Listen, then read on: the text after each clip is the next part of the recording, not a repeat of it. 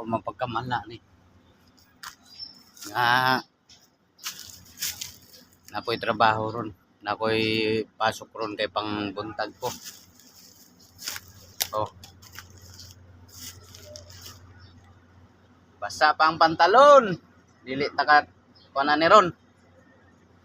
So ang pagkamala gabi man gilabhan, walay adlaw. Oh, mo pay pagsilang sa adlaw. Oh.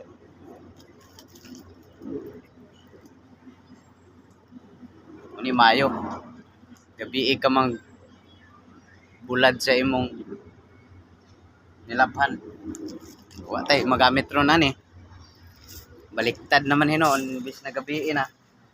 Mo pay ilaba. Nabitaw ko trabaho ag gahapon. Kaya hammer ko. Dahil kani siya akong gilabhan. Yan ang isa to dito akong gibulad sa generator para lang na ako'y masulot. Kapit naman po siya mauga. So katong isa, mauga na to ron. At trabaho ra lagi to ron. Aray kol!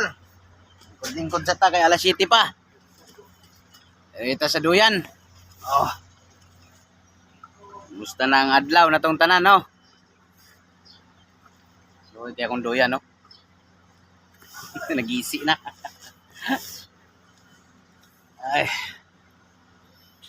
Kapira na ito rin mga idol. Pag-urata na magkape. So, sayuta nagkuhan sa atong mga hinalay kay natay trabaho ron. Kay gahapon nag-jackhammer ko. Duha ka planta mga idol akong jackhammer, oh. Itong bag-o karing isa. Luma. Naraman ni diri sa mong compound, diri sa akong gitrabahoan. Dol ra kayo. Wala nay angay lakwon, wala nay pamasahe mga idol, wala nay kuan, pero apektado ta karon sa kamahal sa gasolina, kamahal sa diesel. Apektado. Kay kami diri nagkuha nami 3 days lang ang among trabaho. Ug naay schedule sa gabi ay ha pa mi maka overtime, pero pag wala 8 hours ra gyud. 8 hours ra gyud mga idol. So apiki kayong bahay, no? Murag dili gyud makabuhi og pamilya. Di gyud. Kay taman ra gyud sa kaltas. Kaman ras kaltas. So ato na lang ning kuan sa manghinaot nga sunod next week okay na, mabalik na sa normal ang trabaho. Kay wala gyud ultimo pangkaon, kapiki gyud.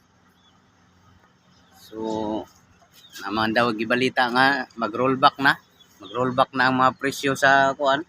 Naot nga moubos pod ang mga presyo sa mga palaliton tanan. Kay ang diesel mo rollback man daw. Ambot lang pud ka, wala pud ka kita sa mga presyo gyud karon. So inaot nga maka kuan na siya, mag-rollback. Taas og mutubo og taas, rollback pud siya, mo us-us pud siya og dako para dako kay gyud ang kuan pod pag us-us sa mga palitonon.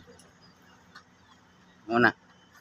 So pero kagabi nay mga kauban ako diri sa trabaho na malit dito sa gawas. Mahal pagyapon jud kuno. Ultimo na mantika.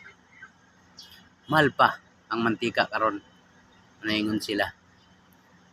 So mura po natong nahibawan ay kagabi pag naabot sila mga alas 8 gikan na malingki ako dira nang laba man ko. So, kita na ko sila. So mura to mga idol na manghinaot lang ta nga mos-os gyud tanan, manghinaot lang ta para dili apektado ang atong inadlaw-adlaw nga panginabuhian. So God bless sa tanan mga idol.